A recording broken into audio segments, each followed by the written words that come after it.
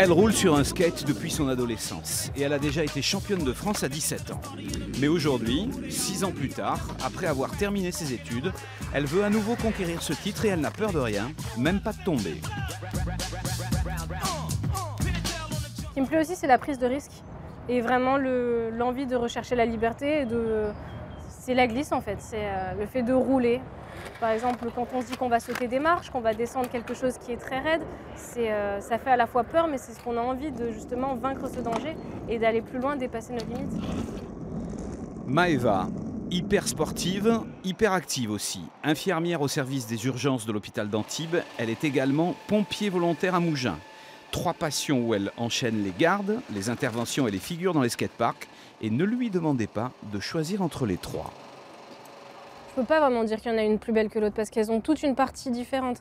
Les pompiers, c'est à la fois dans le moment où la personne vient d'avoir son accident ou son problème. Infirmière, c'est au moment où la personne est parfois douloureuse, elle est parfois stressée, elle a vraiment besoin de soins. Donc c'est aussi un moment particulier. Et le skateboard, c'est vraiment au final ce qui me permet de vider tout ça.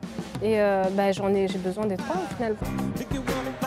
Avec ce rythme de vie, Maeva manque parfois d'entraînement. Déçue, elle n'a terminé que 5e dans les compétitions de Calais récemment.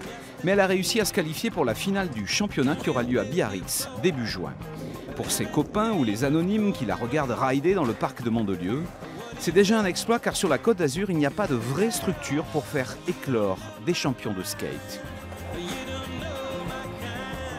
Le problème, c'est le manque d'encadrement. C'est vrai que ce serait bien d'avoir des cours de skate ou ce genre de choses, des clubs vraiment destinés aux passionnés. Parce qu'en fait, ici, il y a quelques skateparks, mais c'est surtout beaucoup d'enfants qui font de la trottinette. Il n'y a pas vraiment de choses pour les vrais pratiquants. Maeva est déjà allée skater ailleurs, dans d'autres pays comme l'Espagne par exemple. Elle considère que son sport est aussi une expression artistique. Alors, si en juin, elle ne regagne pas son titre, tant pis, dit-elle. Faire de belles figures au cœur d'un mobilier urbain, être libre de glisser comme elle veut quand elle veut, lui suffira.